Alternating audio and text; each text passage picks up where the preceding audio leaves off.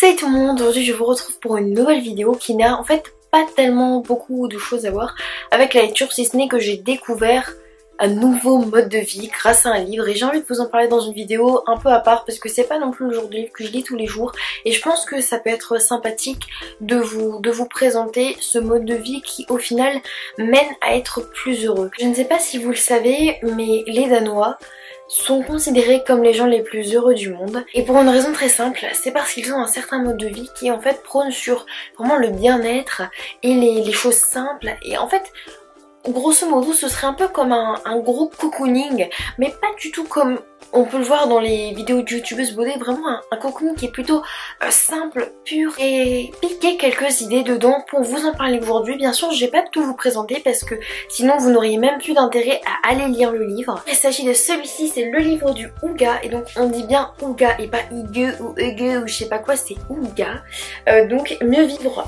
selon la méthode danoise de Meg Viking, président de l'Institut de recherche sur le bonheur de Copenhague. J'espère vraiment que cette vidéo va vous plaire et on va commencer tout de suite. Il faut noter que le Danemark c'est pas forcément un pays particulièrement ensoleillé, c'est-à-dire qu'il pleut beaucoup et les hivers sont très longs, très froids au Danemark et donc ils ont besoin quelque part de se réconforter et c'est comme ça qu'en fait ils ont développé leur Hygge qui leur est cher. Un vrai Hygge ça se fait par temps de pluie ou de neige dehors et du coup on apprécie encore plus le Hygge quand on est à l'intérieur et qu'on apprécie d'être à l'intérieur parce que dehors il fait froid, il pleut, il vente, il neige. Vous voyez ce que je veux dire? Enfin des fois ça fait ces sensations là quand on est à l'intérieur et qu'on voit qu'il pleut dehors. Bah là c'est la même chose en fait. L'un des premiers points qui m'a marqué dans ce mode de vie, c'est le rapport avec la lumière. Les Danois donc ont parfois des journées très sombres. Donc par exemple ils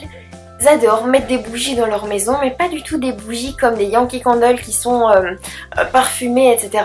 C'est juste des bougies qui mettent une ambiance. En fait, ce que les Danois cherchent dans ce procédé, c'est vraiment une ambiance. De fait, ils mettent des bougies, mais aussi ils aiment mettre en fait plusieurs petites lumières dans une pièce pour créer une ambiance un petit peu tamisée. Le but, ce serait de créer comme la lumière de la golden hour. Je sais pas si vous savez ce que c'est, mais en fait c'est très simple, c'est au moment où le soleil se couche le soir, vous savez en été, et que la lumière est un peu orange et que tout le monde est beau et c'est tellement agréable ces moments. Et bien voilà, c'est exactement ce qu'on cherche à reproduire, c'est du coup la lumière de ce moment qui est magique dans la journée et donc en fait le rendre au final présent toute la journée chez soi en fait.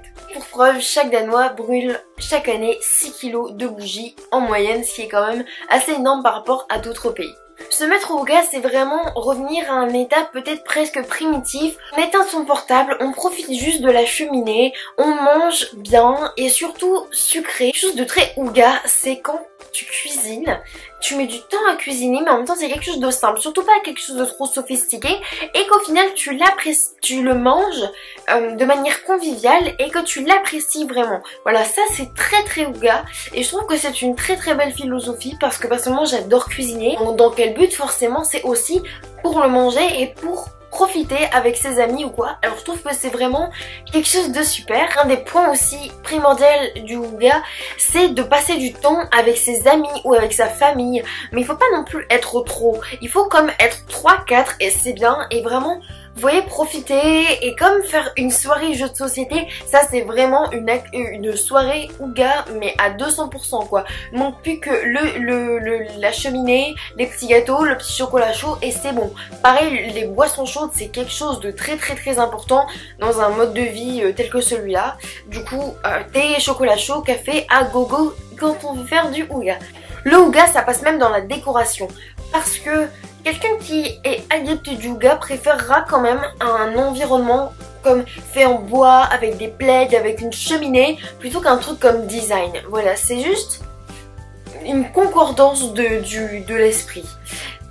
Pareil pour les vêtements, en fait, ceux qui sont adeptes du Hygge préféreront au final des vêtements qui sont à la fois stylés, mais en même temps très confortables. Les Danois adorent mettre comme plusieurs couches de vêtements, mais surtout quand ils sont toujours en noir. Pour tout vous avouer, j'avais l'impression de lire mon autobiographie dans le livre et vraiment j'avais l'impression de me découvrir une affinité, voire une nationalité carrément danoise parce que vraiment j'ai découvert à quel point ce que je pensais était en fait une certaine coutume dans certains pays. Par exemple, je déteste allumer les plafonniers, je préfère allumer plusieurs petites lampes dans une pièce. Les gens autour de moi me prennent un peu pour une malade, mais quand j'ai vu que c'était le cas dans le livre, j'ai fait eh bah voilà, c'est que je suis pas si folle, faut juste que j'aille vivre au Danemark. Le bon Noël traditionnel, c'est vraiment le truc hyper ouga quoi. Mais en attendant, on peut exercer le ouga quasiment toute l'année. Bien sûr, ce sera pas du tout la même ambiance en été qu'en hiver, mais en attendant, en été, il est absolument possible d'exercer le hygge.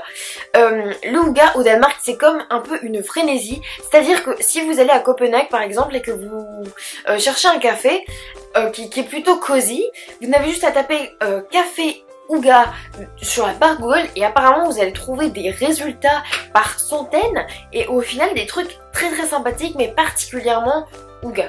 Hygge, c'est comme être assez casanier au final. C'est plutôt quand même casanier mais en même temps proche de la nature et aussi juste profiter. Je pense que le message qu'on peut en extraire, c'est vraiment de profiter de ces moments où on est chez soi, où on peut profiter et vraiment apprécier déjà d'avoir un chez soi et vraiment d'avoir une ambiance cosy, en profiter pour faire des gâteaux avec ses amis, faire quelque chose d'assez rustique en fait au final à manger, mais de très bon, de très appréciable et d'apprécier la vie en fait, voilà. Moi c'est ce que j'ai compris dans cette coutume. Je pense que d'une manière générale, on a un petit peu trop tendance à dire que le cocooning c'est comme être tout seul et prendre soin de soi et vraiment on s'en fout des autres, sauf que c'est pas vraiment ça en fait le hygge qui pour moi est en fait le cocooning de l'extrême au final. Mais du coup c'est vraiment profiter du moment avec ses amis, sa famille et voilà, moi je trouve que c'est quelque chose d'assez cool. Vous savez d'ailleurs le projet d'aller à Copenhague, dans ce livre il y a pas mal d'adresses etc. Et de choses à visiter à Copenhague qui peuvent être intéressantes je pense pour ceux qui ont le projet de le visiter. Moi j'ai le projet mais pas tout de suite, mais en attendant je sais que le jour où je voudrais y aller il y aura des infos précieuses à piocher là-dedans et je pense vraiment que le hygge fait partie de la culture danoise et donc si vous voulez aller au Danemark ou tout simplement vous y intéresser, n'hésitez pas à vous pencher sur ce livre que je trouve vraiment très bien fait, très ludique, très appréciable à lire.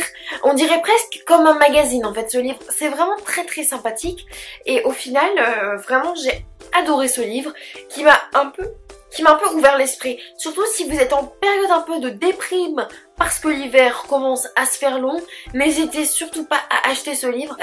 J'espère que cette vidéo vous aura plu, même si elle est un petit peu différente de celle de d'habitude. Peut-être que grâce à cette vidéo vous irez acheter ce livre et donc vous serez plus heureux dans votre vie. Du moins je vous souhaite d'être heureux, en tout cas si vous l'êtes déjà c'est génial, si vous voulez l'être encore plus peut-être lisez ce livre, mais en attendant faites tout pour être heureux. Je vous dis à très bientôt dans une prochaine vidéo. Salut!